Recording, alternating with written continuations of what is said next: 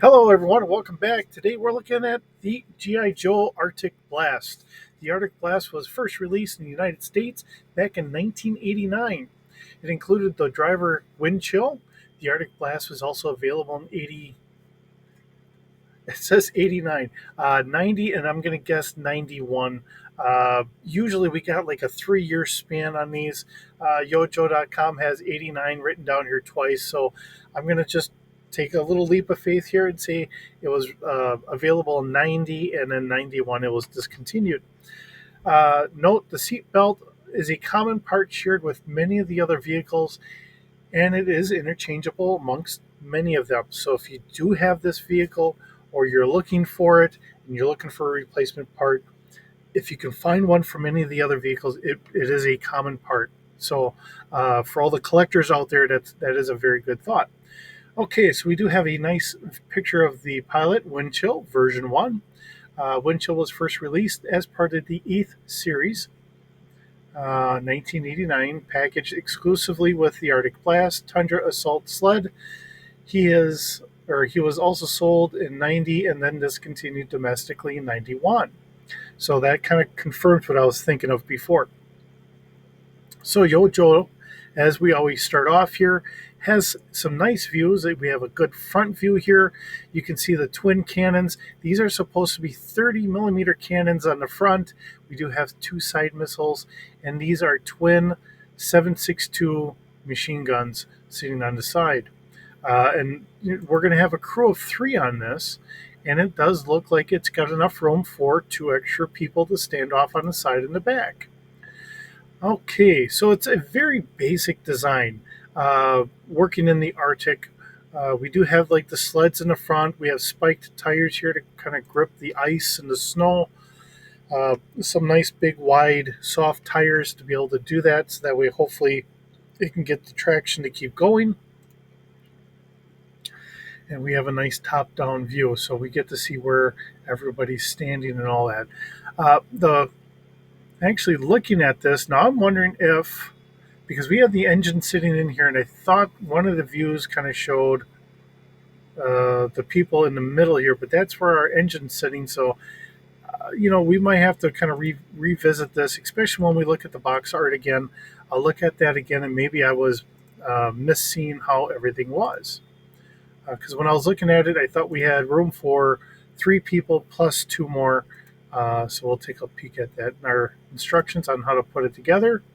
Here is our nice diagram showcasing our missiles, which, as I've mentioned in previous videos, I'm trying to have the missiles more as a generic kind of Star Wars ish type, concussion missile or whatever else.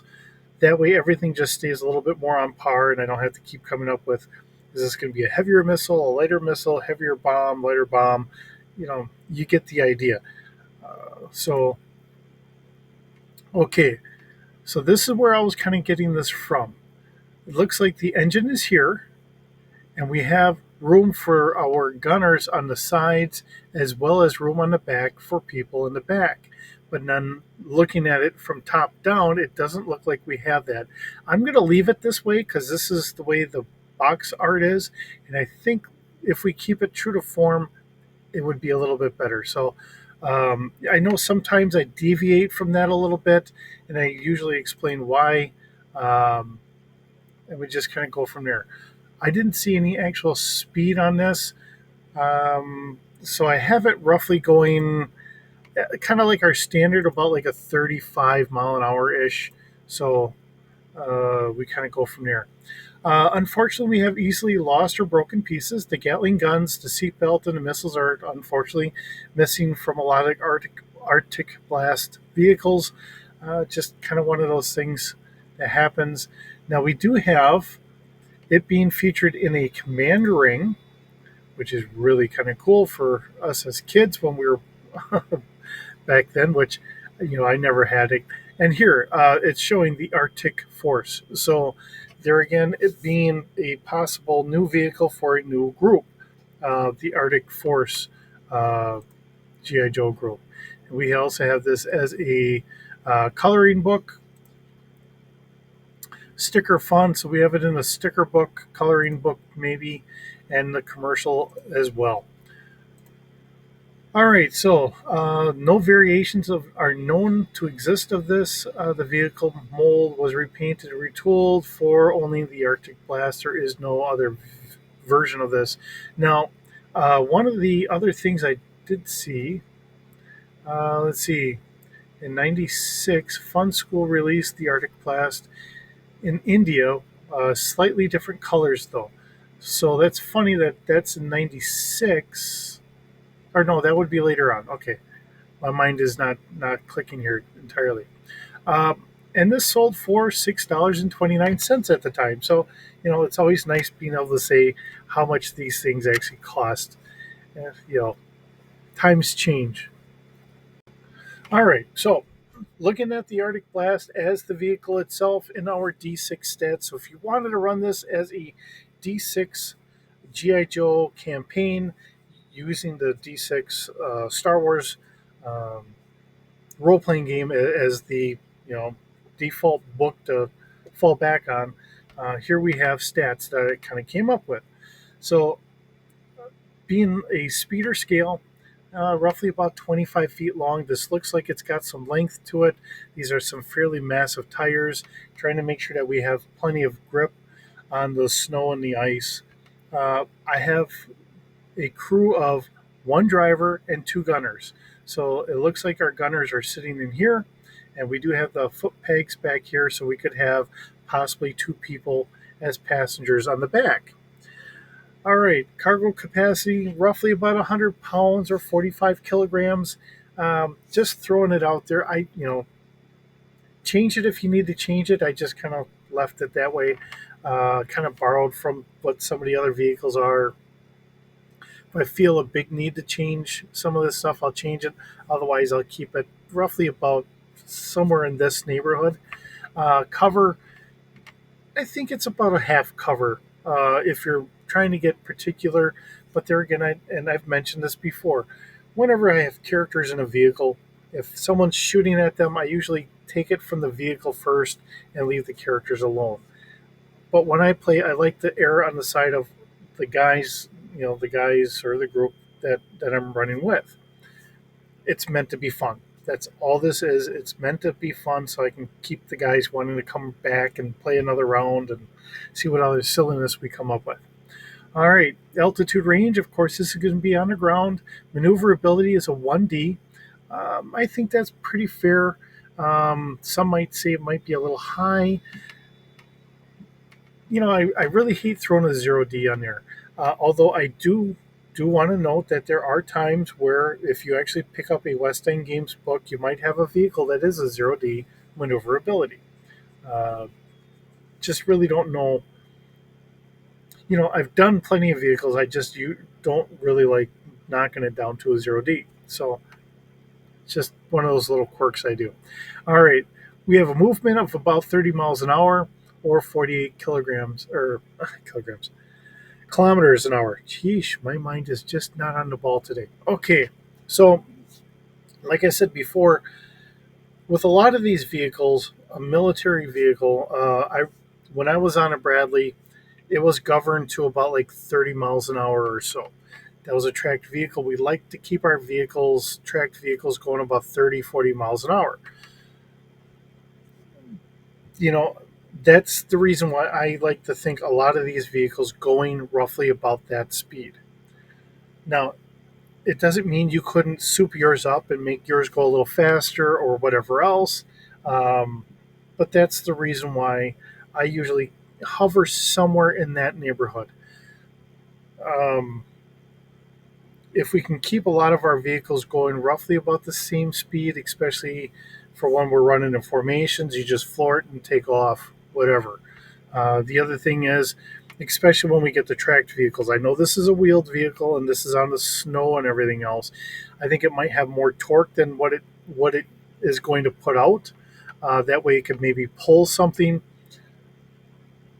But if we run it with a governor and keep it kind of at a slower speed or whatever, hopefully we won't tip it over. So that's part of the military doctrine, especially when like a Bradley, which does sit up higher, you start getting uneven terrain. We do have a higher chance of tipping over. So I just want to point that out, and that's my reasoning behind it. Body strength now. The vehicle that I was using that I just grabbed for just a starting stat had a body strength of 3D. I think it would work for this. I think very much so. It's we're using this as a sled, so we want to make sure that this is resilient enough to be able to withstand all the bumps and everything else that's going to be happening out in the Arctic terrain. Occasionally, you're going to hit rocks and all that. So I think if it's beefed up to about a 3D, I think that would be really worthwhile. Okay, so we have our medium laser cannon, which is our front cannons. Um, Actually, looking at them because the way I have them written, I'm going to change this because this should be a dual. Let's see.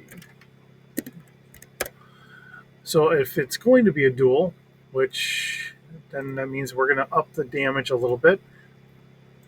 So I'm going to take that up to a 70, and this is going to be at speed or scale, just like the laser cannons. Um,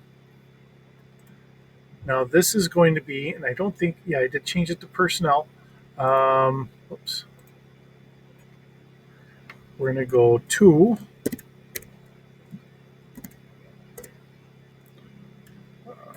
dual machine guns or medium laser cannons, and these again are going to be because they wanted 7.62 caliber, so like M60s, and you start noticing, especially with the next vehicle we're going to get, mentioning more laser cannons and stuff like that. So um, works very well for the cartoon and all that. Um, I'm going to up the damage here to a 70 as well. All right, because they're dual, so we're using two of them. Um, so we do have our two side machine guns as dual, our front 30 millimeter, which is going to be a dual, and of course we have two concussion missiles, and they're a 7D for damage. Our front and sides are going to be a 1D for fire control, and it's just a +1 for the concussion missiles, because you're going to have to aim the vehicle itself. I think this gives us a good reading of what the vehicle really is. I think it gives us a good, sense of what we can do.